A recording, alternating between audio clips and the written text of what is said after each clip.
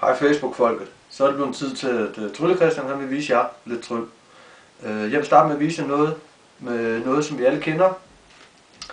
Det er ikke noget, vi alle har, men det er noget, vi alle sammen gerne vil have.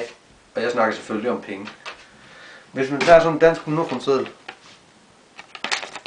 fra den danske Nationalbank, så er der 2 kobbertråde indeni. Hvis man knupper dem imod hinanden på den her måde her, så kan man skabe det, der hedder statisk elektricitet. Vi kender det, hvis vi tager en ballon og knupper imod hårdt, så kan den hænge op på væggen. Det er ikke helt det samme, der gør sig gældende med en pengeseddel her. Fordi hvis man tager en pengeseddel, så får den en lidt anden egenskab.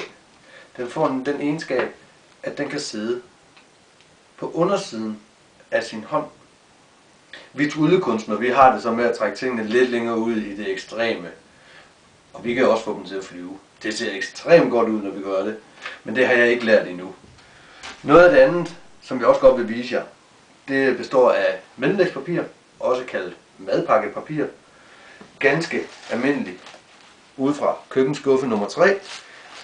Og der er rigeligt af papir at tage i sådan en hel pakke.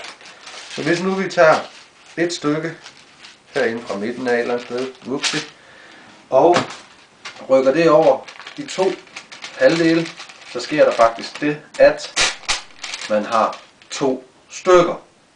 Men vi skal kun bruge et til det trick her, så vi smider lige det ene væk. Tager det her mellemlægspapir, krøller det sammen, og så skal vi lige bruge en lighter også. Den har vi herovre. Og hvis man så tager lighteren og mellemlægspapiret, så sker der faktisk det, at det bliver til en rose. Det dufter nu altid. Og hvis I kigger herovre på bordet en gang, der har jeg også nogle kaniner stående. Og dem kunne jeg egentlig også godt tænke mig at prøve at vise jer noget tryl med. Så hvis man tager sådan en kanin, jeg kalder dem for de hurtige kaniner, fordi de er rimelig hurtige. Tager kaninen og lægger den over i hånden herover, tager den anden kanin op i hånden herover, ryster hånden og siger bupti. Så sker der faktisk det, at kaninen hopper på gulvet. Det er fordi den er så hurtig, at den hopper op i den anden hånd igen. Nu kunne det være fedt, hvis jeg havde en magisk hånd, der kunne komme og hjælpe mig. En magisk hånd.